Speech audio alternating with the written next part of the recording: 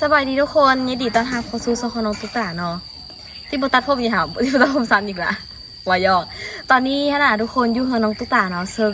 FC อันท้ามาไล่ว่าน้องตุ๊กตารถเอามาจังได้รถที่ว่าอัดตอนเอาไปขับอยู่เวียงจันทน์รถแม่คูณนะเอามาแล้วทุกคนไอ้ตัวเอามาให้นี่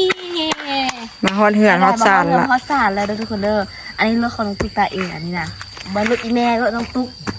เนาะแล้วอันนี้บรรยากาศดูเหือนเห็นแล้วบรรยากาศมันดีบรรยากาศมันงามเนาะก็เลยถ่ายบรรยากาศให้ทุกคนเบิ่งซึ่งมื้อนี้ฮันอันสิออกไปเก็บผักเนาะเก็บผักอยู่เหือนไออูซึ่งเป็นผักบัวเพราะว่ามื้อนี้ฮันมีนาบ้าวเนาะน้องสายของแม่คูณเนาะที่มานอนยามถ้าเป็นน้องสายเจอมานาบ้าวแต่ถ้าเป็นอ้ายของแม่เจอนะพ่อลุงหรือแม่ป้าแต่ถ้าเป็นน้องสาวเป็นน้องหรือเป็นน้องของแม่เจอนะเป็นน้าสาวน้าบ้าวแต่อันนี้น้าบ้าวเนาะเพิ่นเอารถมาแปลงอยู่เมืองเนาะแล้วเพิ่นก็เลยกลับค่ำเพิ่นก็เลยสิมานอนค้างเฮือนน้องตุ๊กตาละแม่ก็เลยจะไปเก็บผักมาให้สู้กินแล้วก็ FC ทำอะไรโอ้ยน้องตุ๊กตาบ่กลับไปเฮ็ดเราไทยละบ่กลับไปเด้อทุกคนเด้อโอ้ยแม่มานะจะสั่งอะไรแม่เอ้ยอู้นี่แม่มาไผแม่น้องมาไผมาน้องหูอยู่มาน้อยแล้วมาไผล่ะมามันมามันทำไมมาย่านี่หว่าอ๋อน้องคือย่าอ๋อโอเคเอาเบิ่งดูดูไงมันคือเป็นตัวช่างนี้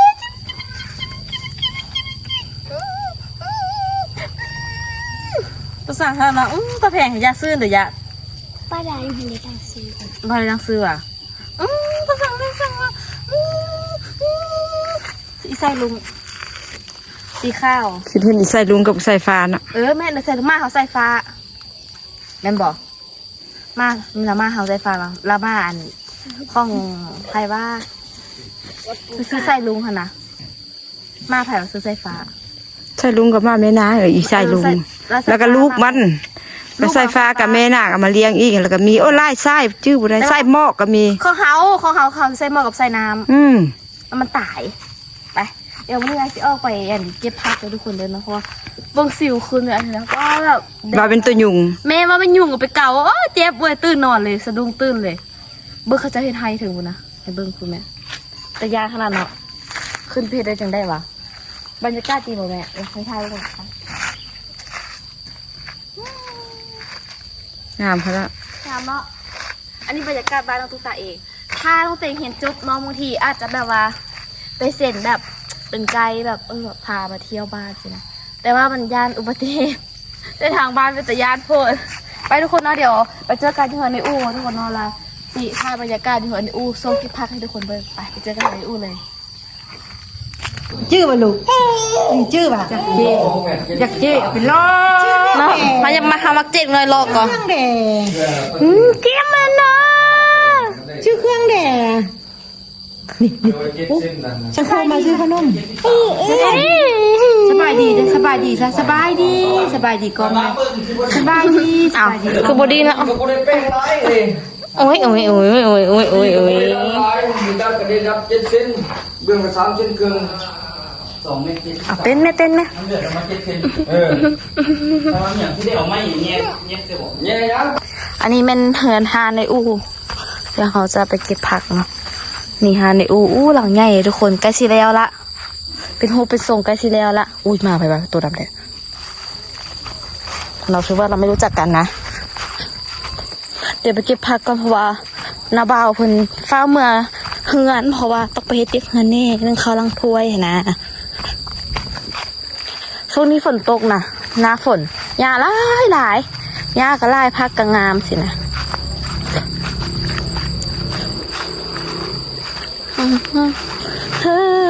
โอ้มีไข่หมดบอกว่าต้องมีไข่มดส้มแหละนี่ถ้าเอาไข่มันแซ่บได้ไข่มดส้มควรใส่ไข่บอหรือว่าต้มป่าบอใส่โหสับถ่ายอ่ะเพราะว่ากล้องบ้านไม่ทราบใส่โหสับถ่ายนี่ภาพมันสิชัดเจนก่อนได้ภาพมันสิโอเคแต่ว่ามันที่เรื่องรู้สึกว่าเวลาถ่ายใส่โหสับถ่ายนะรู้สึกว่าร่างกายโตมันที่เรื่องแต่ว่าพอใส่อีกกล้องถ่ายนะโตมันที่เป็นแบบขาวๆเห็นบ่แต่ว่ากล้องนี้ถ่ายนะโตเหลืองแต่คนเป็นจริงแล้วก็ธรรมดาเป็นคนบ่ได้ขาวบ่ได้ดำเป็นคน2 สีเป็นแบบสีน้ำผึ้งค่ะนะมือขาวกว่าหน้า นอนหากระตื่นหัวเก็บผักเนาะเก็บมองเก้านี่แหละ หมดน้ำนี่นะ คันถามว่าเป็นอย่างคือบ่เอารถกลับมาคือเก้าคือตอนนั้นย้อนมาบ่กล้าเอารถกลับมาคือตอนนั้นดอกทุกคนเพราะว่าอย่างคือบ่เพราะว่าค่ารถมันแพง1,000 กว่าบาทนะทุกคนคิดเบิ้ง1,000 กว่าบาทนะทุกคนคิดเบิ้งเด้อ1,000 กว่าบาท1,000 บาทน้อยๆ1,000 บาทร้อยกว่าน้อยๆนั่นแหละทุกก็เลยเอาอดใจฝากมานำไอ้ตัวเอาจังบ่ได้เสียเงิน จังบ่ได้เสียเงินเฮ้เด้บ่ซันบ่ไหวอีหลีถ้าสมมุติว่าบ่ฝากมานำไอ้ตัวนี่เป้อเสียเงินเป็นพันคิดว่าเงินเป็นพันท่านเอามาใส่มาซื้อมาซอยซื้อของกินเฮ็ดกินนำพ่อนำแม่อย่างคุ้มค่าก่อนไปซื้อกุ้งก็ได้ตั้ง 2-3 โลพุ่นน่ะแม่เนาะ1,000ซื้อกุ้งได้3 โลอู้ว่าเราอยากกินกุ้งเนาะ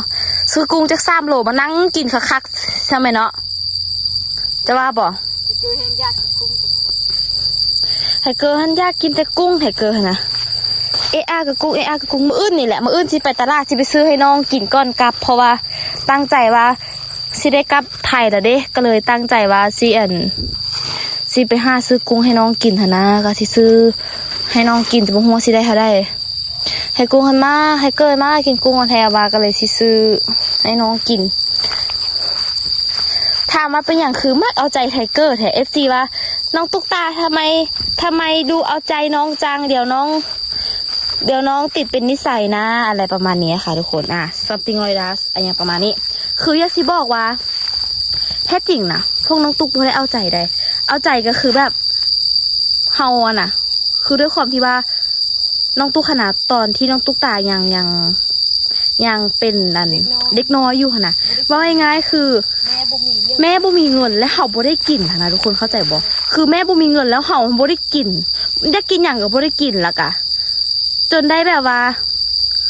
แต่ถามว่ารู้สึกน้อยใจบ่ตอนนั้นรู้สึกก็บ่ได้น้อยใจแหละแต่ว่าแค่รู้สึกว่าเป็นหยังก็คือบ่ได้กินค่ะนะมันบ่ได้น้อยใจแต่ว่ามันมักจะมีคำถามว่าเป็นหยังก็คือบ่ได้กินคือเข้าแบบหมู่ได้กินแต่เฮาบ่ได้กินอยากกินนั่นกินนี่ก็บ่ได้กินสินะแต่ว่าพอเห็นน้องแบบไทเกอร์ใหญ่มาแล้วแบบเริ่มฮู้ว่าอยากกินนั่นอยากกินนี่นะคือบ่ได้ตามใจทุกอย่างได้อันไหนที่ควรตามใจเฮาก็ตามใจอันไหนที่บ่ควรเฮาก็บ่ตามสินะนั่นแหละก็เลยแบบน้องอยากกินเฮาก็เลยแบบซื้อให้น้องได้กินเพราะว่านึกถึงตอนตัวเองยังเป็นยังน้อยที่ว่าเฮาบ่ได้กินก็เลยแบบอยากให้น้องได้กินสินะทุกคนเนาะนั่นแหละบ่แม่นว่าตามใจน้องแหงใดแต่ว่าแค่แบบอยากให้น้องได้กินค่ะนะเฮาเป็นเอื้อยสินะเฮามีเงินเฮาก็อยากแบบซื้อให้น้องได้กินแต่ก็เข้าใจแม่เลยว่าบ่แม่นว่าแม่บ่อยากซื้อให้ลูกกินได้แต่เข้าใจว่ามันบ่มีเงินสิเอาซื้อเอาอย่างมาซื้อให้ลูกกินสินะแม่เก็บผักอย่างนั้นเก็บผักมันดังไปซุปตู้บ้านทองกินเนาะแล้วตัดน้อยแย่ไปเจียวได้บ่เจียวให้บ่ทองบ่ตัดน้อยแย่ได้มีคำอยู่ว่ามันหาให้เต่าช่วงเต่าไอ้ช่วงข้าวนึ่งบุดเดียวเราก็เฮ็ดเรากินไปน้ำโอ้เรือนอูนี่ใหญ่เลยแต่ก้อนเงินเห่าอยู่นี่นะแม่เนาะแล้วก็ย้ายปลูกอยู่ในบ้านเพราะว่าเนื่องจากว่าที่เจ้าเห่าต้องย้ายนี่เพราะว่าเห่ากะอันนี้ดินในป่าเด้เนาะดินในป่าตอนนั้นท่านมาอยู่ในป่ามันจะมาปลูกอยู่ตั้งแต่ในป่าก่อนเจ้าเห่าจังสิได้ย้ายค่ะปลูกอยู่ดินในบ้านคุณแซ่บก็ไม่พักมันดังนี่เอาเฮ็ดแกงกระแซบเนาะมักกะดิพูดถึงกัดอีเนี้ยเนาะเรามักผักดิแนวมักกินผักอย่างกระแซบแต่ว่าสำหรับคนที่บ่มักกินผักนี่แบบกินอย่างกะแอะแม่ลูกยู่นี่แหละแม่จังได้กินผักว่ะเพราะว่ายู่เงินบ่มีผู้ใดกินนะแม่เด้เฮ็ดกินมากี่ผู้เดียวก็คือบ่คักซะได้แม่นบ่ผู้ใดเป็นกินนะเฮ็ดอันเดียวก็เลือมีนาบุกินไอ้ตาลกับไอ้ตาลท่านเอากินกับพ่อโตกับบุกินไอ้ตาลไอ้ตาลยังว่าอยู่ใหญ่มานำกันเด้ป้าทุกคนเดี๋ยวตีขอตัวเก็บผักช่วยแม่ก่อนเนาะเดี๋ยวเก็บผักช่วยแม่แล้วก็เก็บผักแล้วก็จิกลับเมื่อเฮ็ดเวียกเฮ็ดงานเฮ็ดเหือนแต่งกินเนาะเดี๋ยวมื้อนี้สิถ่ายแบบ ให้ทุกคนเบิ่งเนาะว่าโอ้มาเก็บผักมาเฮ็ดอยู่เฮ็ดกินส่งมาบ้านนี่ก็ FC โอ้ยอดวิวตกก็บ่เป็นหยังทุกคนเนาะยอดวิวตกหรือบ่ตกก็บ่เป็นหยังแต่ว่าน้องเต่งก็ตั้งใจถ่ายคลิปเพื่อที่จะซื้อออกไปให้หลายๆคนเบิ่งว่านี่แหละคือการใช้ชีวิตของน้องตุ๊กตาอยู่บ้านเนาะบ่ได้รวยบ่ได้หรูบ่ได้อีหยังเลยก็คือใช้ชีวิตแบบบ้านๆหากินง่ายอยู่แบบนี้แหละเก็บผักข้างนอกกินฮะ ตกกันเฮาก็เฮ็ดให้ FC เบิ่ง แมนบางคนบอกว่าอุ้ยน้องตุ๊กตายอดวิวตกไม่ต้องทำคลิปลงอะไรเยอะขนาดนี้นะคือมันคือการว่าง่ายๆคือถ้าน้องเต่งโบเฮ็ดถ้าโบเฮ็ดคลิปลงน้องเต่งก็จะโบมีเงินใช้ชีวิตแล้วก็จะโบมีเงินเหียนเราตรงๆแต่ถ้าอีกอย่างหนึ่งเวลาที่น้องเต่งเฮ็ดคลิปลงน้องเต่งก็ได้ให้ทุกคนเห็นว่าอุ้ยการใช้ชีวิตอยู่ลาวมันก็มีอีกแบบนี้เนาะแบบน้องตุ๊กใช้ชีวิตอยู่แล้วก็น้องเต่งก็ได้เงินเล็กๆน้อยๆจากค่าโฆษณาในการได้คลิปการลงคลิปลงไปสินะจากไหนก็ฝากทุกคนเบิ้งห้ามพูดคำโฆษณาเด้อเนาะเดี๋ยวไปเจอกันที่เฮือนขอตัวเก็บผักสวยแม่ก่อนเพราะว่าฟ้าเมือเฮือนไปเฮ็ดเวียงเฮือนแต่งอยู่แต่งกินไปเจอกันที่เฮือนเด้อมีไผ่ที่ฮู้จักผักอันนี้ทุกคนน้องติ่งจะเก็บผักอันนี้แหละไปซุปใส่น้ำอันนี้เอิ้นว่าผักคาดหรือบางคนเอิ้นว่าผักคาดหรือว่ามันเอิ้นได้อีกแนวหนึ่งก็คือผักเหินมันจะมีรสชาติเผ็ดๆเหินๆเนี่ยมาเบิ่งกระต้าของที่เก็บได้มีน้ำแล้วก็มีบางนี้น้ำใส่สุผักจังแซ่บเนี่ยบอกนกตุ๊กคนมากินผักแห้งเลยทุกคนโมโหแล้วก็บอกเข้าใจตัวเองคือกันนะเป็นอย่างคือมากกินผักได้ปั่นนี้ แบบมากกินแห้งมากกินขนาดมากกินแบบปลาล่ำปลาเหลือมากกินแถวบ้ามากกินแห้งบอกเข้าใจตัวเองคือกันนะพี่พูดเลยคือมากกินผักปั่นนี้คือผักนี่ว่าตรงๆเด้อหมูนี่บ่ค่อยได้กินเลยทุกคนมากกินแบบปลาผักเห็ดป่าผักเห็ดแล้วก็มากินอะโวคาโดมากินอย่างที่แบบมันจืดๆเช่นอะโวคาโดบอมากินแบบมันจืดๆสินะอะโวคาโดนี่ให้อันดับหนึ่งเลยของผลไม้ที่มักเพราะว่ามักกินอย่างที่มันจืดๆแล้วบ่ค่อยมากินกับนมกินอย่างอีกเลยมากินอะโวคาโดสดๆสินะมากินแบบนี้แล้วก็มากินผักแกงผักจืดๆแกงผักหรือซุปผักบอต้มผักกับแจ่วอย่างมากินแบบนี้แห้งมากินแบบนี้จักเป็นอย่างบุถ้าใครได้เป็นลูกไผ่นี่ขันแบบไผ่ได้เป็นลูกไผ่นี่คือบอกเลยว่าเลี้ยงบ่ยากเนาะแม่ครูเลี้ยงน้องตุ๊กตาแม่บอกว่าหมดลูกให้น้องตุ๊กตาเลี้ยงง่ายกว่าหมู่เพราะว่ากินง่ายกว่าหมู่แล้วก็กินอย่างกระไดสินะกินง่ายกว่าหมู่มากินพักได้ตลอดเลยสินะก็เลยเป็นลูกที่เลี้ยงง่ายกว่าหมู่ในบรรดาลูกแม่3 คนน้องตุ๊กตาเลี้ยงง่ายกว่าหมู่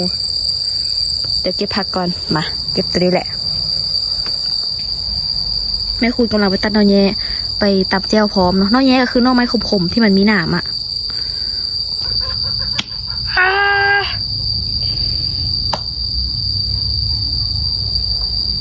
ยุงโคตรหลายเลยน่าจะเอายางมามัดผมหน่อยเลยใส่ซุปผัก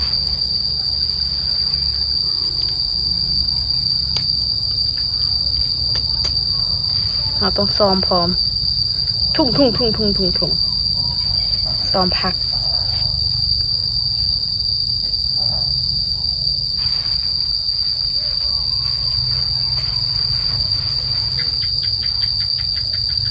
ยุงไล่หลายยุงมันมากินคนงามปะ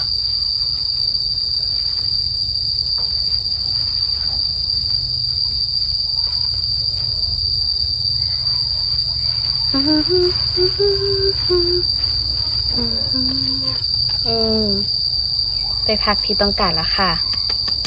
ไปโอ้หาอยากมาพุ่มนี่แม่คูณกำลังตัดเอานอแย่ไปแจ้วเพื่อนวะแจ้วนอแย่นี่แม่ไม่ได้กินตัวนอแย่แจ้วนอแย่นี่สุดยอดเลยของแจ้วนอไม้นี่นอแย่แซ่บสุดแกงกับนอแย่แต่บ่สู้นอซอสอู้แม่มึงน่าเขาเอ็ดอ้อมเอ็ดออกกับไส้นอแย่มันน่ะแซ่บนะอ๋อซีดหมูบอแบบซีดหมูสดแล้วแบบไส้นอแย่แซ่บก่อบอซากอยู่รู้สึกว่าโหซับถ่ายปุ๊บปั๊บสบาย แต่ว่าเวลาแบบว่าตัวอยากได้ดิไม่อยากได้โทรศัพท์ไปแปลงจริงเป็นยังโทรศัพท์เป็นยังมันเป็นจอเหลืองมันวะมันเสียเงินจักกีบจักบาทเลยฟรีเลยเฮ็ดยูน คือใส่ เข้าศูนย์ไอแค่อยู่ไทยอยู่อุดร ว่าอยู่ไอดอมพุ่นน่ะไอแค่บ่ได้เสียเงินเท่าไหร่ มันเป็นเองดิอันนี้ อ๋อที่ข้ามไปหั่นบ่ ตั้งใจไปนี่แหละ อ๋อ คนละมักกินอันนี้แท้ว่าเนาะ เอาน้ำมักเนาะ อยู่เงินนี่บ่เห็นไม่จันสิไปเฮ็ดก็กินปานใดซับ มักบ่เลย มีแต่อยังไว้เด้อพี่นา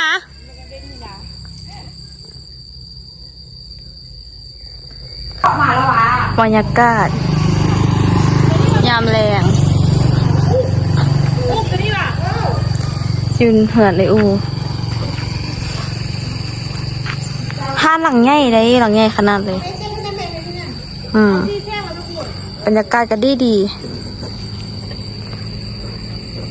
เมื่อวันศุกร์ก็ได้เมื่อวันเสาร์ก็ได้ค่ายละเด้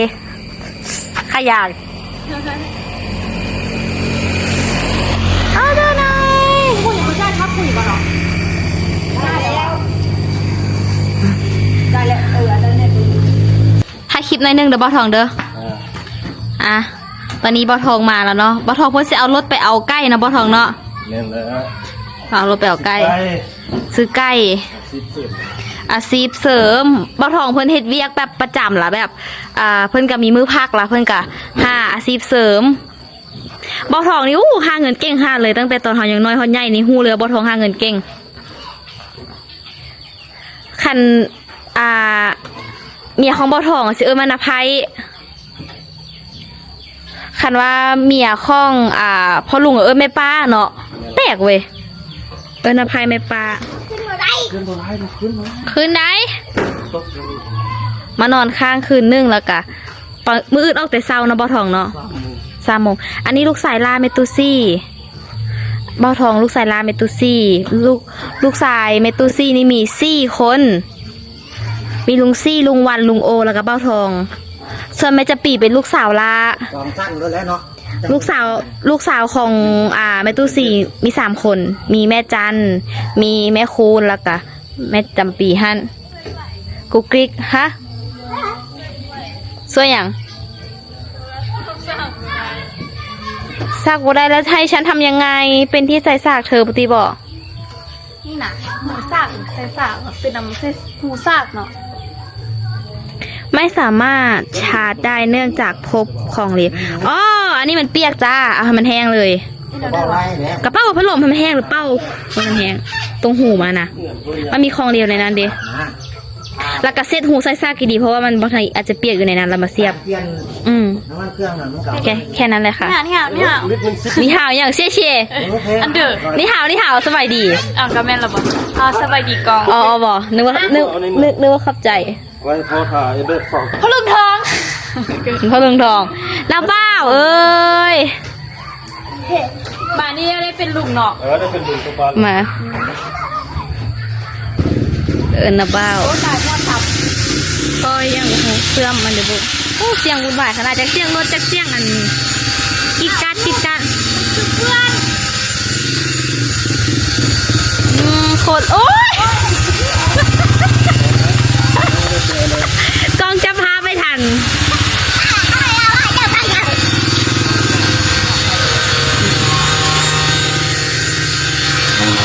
ตามหาอ้ายอย่างงานกับบ่เห็นอ้ายทำใจเย็นเย็นที่เสือเราเพราะว่าไทยนะมันโผล่มันเป็นคลองบ่เอาแม่อูบอกว่าบ่มักให้ใส่เสื้อแบบเอวลอยอ่ะบอกว่าให้ฮักษาคิวฮักษาคิวอันนี้น่ะแบบเป็นแบบแดงตัวขวางแต่ว่าไปดื้อมันก็เลย อย่าให้ได้คานเด้อ ข้ามหรอน อนพี่หวาน อนพี่น้ำมันดำเอาอยู่ที่วันที่บัวเอามาแล้วขึ้นไปขึ้นมาเห็นตอนนั้นแล้วตัวซองน้ำมันดำเลย โอ้มันแท้ว่าไทเกอร์นี่น่ะสมพอแล้วมีพ่อลุงฮักอยู่ไทยฮักแท้งฮักไทเกอร์หันบอกขันพ่อลุงว่าเบิ่งคลิปนี้สิบอกให้พ่อลุงโหไทเกอร์นะอู้มันแท้มันว่าเด้อคุณน่ะไปแห้งยองแห้งมันนะรุ่นนี้น่ะรุ่นนี้แห้งยองแห้งมันรุ่นนี้น่ะบ่ยองบ่มันในรุ่นนี้บ่ยองขี้คานรถ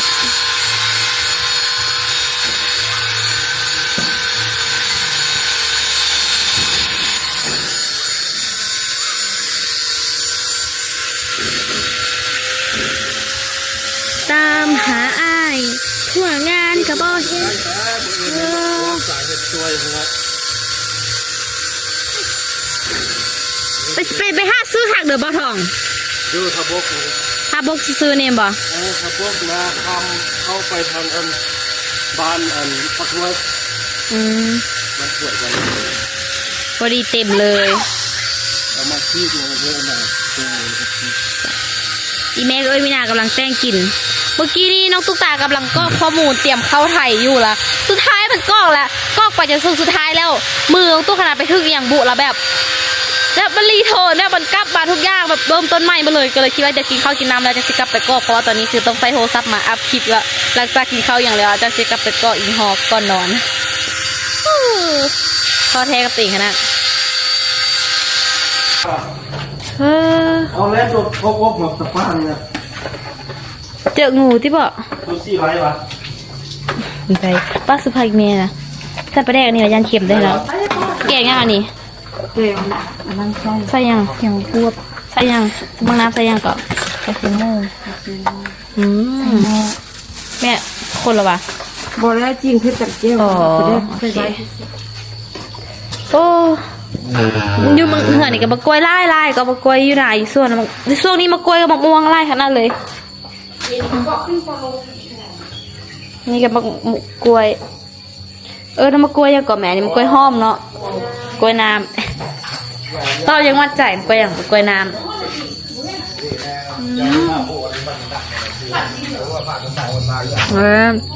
นั่งกินเบียร์เขาบ่อะไรเป็นเขยมีพ่อก็เป็นเขยพ่อเขาเป็นน้องแม่ นี่ถ้าลูกอะไรตัวไฟทั้งเครื่องโตว่าเกิดไม่ดีว่ะ กสิกรไทยบอกเลยว่าโอ้เป็นอย่างมีความสุขแห่งเพราะว่าได้อยู่กับครอบครัวเบิ้งเป็นคนดูตีมา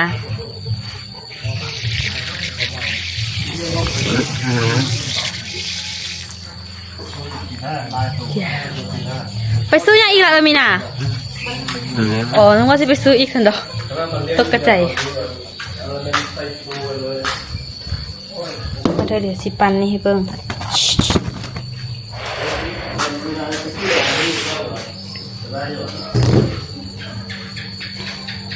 อันนี้เอิ้นมาแจ้วนอบุญเนาะแม่เนาะนอแย้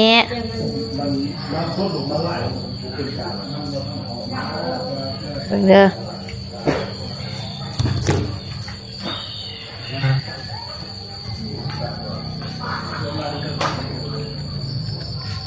ขมจะนอแย้จะนอไปห้ามาพี่แม่ตัดเอาค่ะนะ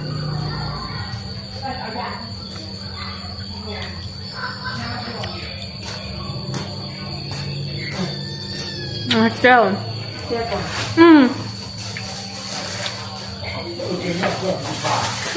ประวันคมใจซื่อ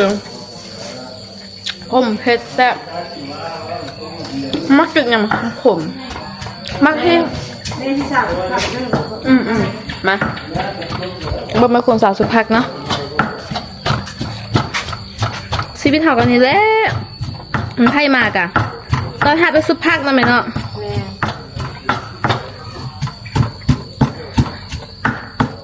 F4 ว่ากินแต่สุภักบ่เบื่อบ่เบื่ออะไรทุกคนมันแนวมากแนวนะนะ อันนี้ผู้กินน้ำนี่กินได้ตลอด แม่มันลูกอีแม่ไพ่เลี้ยงไงกับโม ลูกเลี้ยงง่ายกับหมู่ กินผักกินหญ้าคือกัน กินข้าวกินหญ้ากินน้ำแม่ได้ กินข้มกินได้เบิดอีกนะตรงนอกบ่กินข้มเลยแต่ว่าใหญ่มากคือมากินข้มเฮงแท้ นางตุ๊กมันอย่างน้อยให้กินแต่มะเขือกับข้าวแล้วก็เลย กินมะเขือกับเขาทุกคนเคยเห็นบ่นั่นแหละประเด็นที่แบบ แม่เด็ก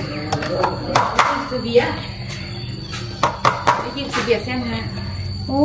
ไล่แต่ เส้นหานี่จะแก้ว 5 6 แก้ว เบียร์ป่องฮันตี้ แก้วสบาย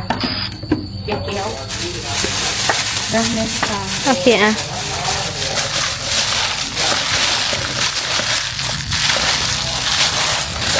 ไปในซุปมันจะแซ่บเนาะ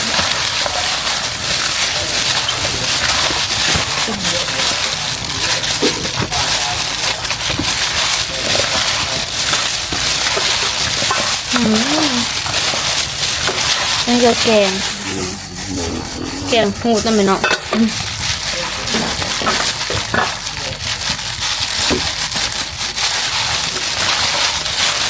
พักกันเลยอู้เมื่อกี้ก็กันนั่นน่ะแม่เขาก็คือป้าขั้นตอนสุดท้ายแล้วกำลังสิกดดาวน์โหลดแล้วพอแบบรีเทิร์นย้อนกลับมาเบิดเลยรีเซ็ตเลยมือก็ไปทื่อกับตัวย้อนกลับมาแต่มี3ขั้นตอนเนี่ยบอขั้นตอนที่1ก็บอกเลยไล่ข้อมูลแล้วก็กรอกลงไปจนถ้าขั้นตอนที่3สุดท้ายกำลังสิกดดาวน์โหลดมาสแกนแล้วมือไปกดรีเทิร์นย้อนกลับวันที่1เลยก็เลยคิดว่าโอ้ปล่อยมันก่อนมาตัดคลิปก่อนแล้วจะไปเฮ็ดใหม่อันก็เข้าข้อมูลเขาถ่ายอันเด็ก กินนะ ชอบกินวะชอบกินวะเบิดเลยแหละบ่เหลือเดี๋ยวเอาใส่ไปก่อนเผ็ดวะเค็มก็เค็มอีกแล้วไปได้ว่าน้ำตาลเค็มเป็นเค็มกินเบิ่งดูไม่เอานะเราจะไปพูดเรื่องเค็มกับ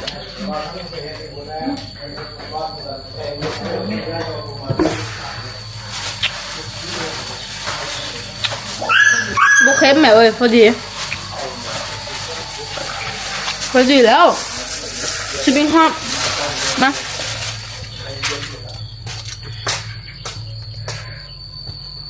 ซุปผักนี้ผักอย่างก็ได้เอามาซุปโรดมายองแม่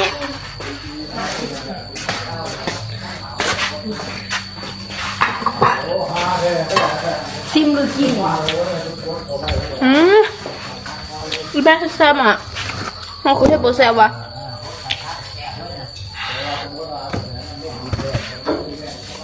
แม่คุยแซ่บอ่ะกินคือปักหุ่นสุดยอดเลย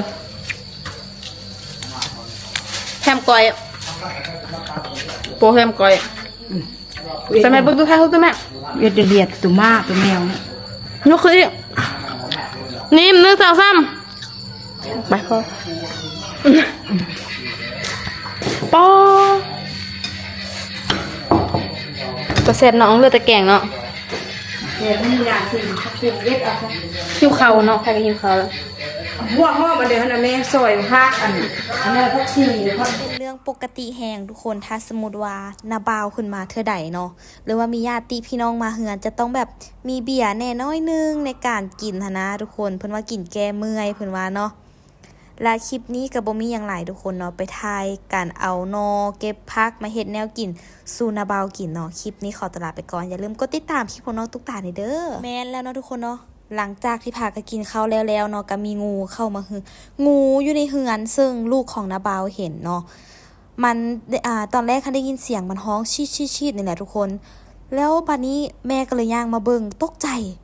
งูอยู่ในแถวกองเป่าเข้าเนาะทุกคนเนาะงูตัวใหญ่ทุกคนตอนแรกกันคิดว่าเป็นงูมันโตใหญ่โตดำขนาดเลยทุกคนก็คิดว่ามันสิเป็นงู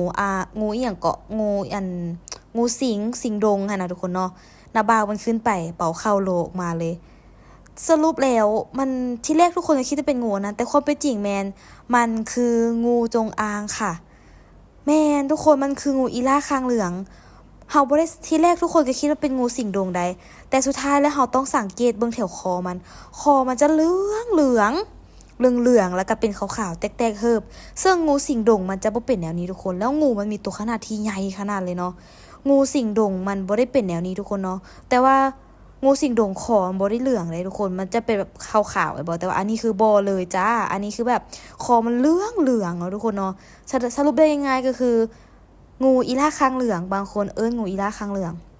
บางคนเอิ้นว่างูจงอางนะทุกคนเนาะไปถามเป็นตะยานบ่เป็นตะยานบ่ฮู้ว่ามันเข้ามาอยู่ในช่วงใดตอนใดเนาะนี่แหละเพิ่นว่าช่วงหน้าฝนต้องระวังให้หลายทุกคนเนาะถามว่าเต้เป็นคนย้านงูบ่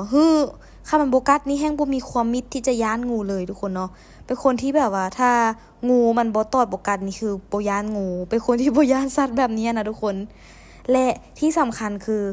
บางคนถามว่าเอาไปกินบ่น้องตุ๊กตาบ่แล้วทุกคนเด้อน้องตุ๊กบ่ได้กินแต่ก่อนเคยกินอยู่รสชาติมันคล้ายๆคือต้มไก่สัวไก่พุ่นแหละความแซ่บนะน้องเตียงเคยกินอยู่แต่ว่าตอนนี้บ่ได้กินแล้วบ่ได้กินดนแล้วทุกคนเนาะแล้วก็ตัวงูนี่น่ะที่แรกว่าน้าบ่าวสิกินแต่ว่าน้าบ่าวบอกเมียน้าบ่าวบ่ให้กินเพราะว่าถือคลำเนาะ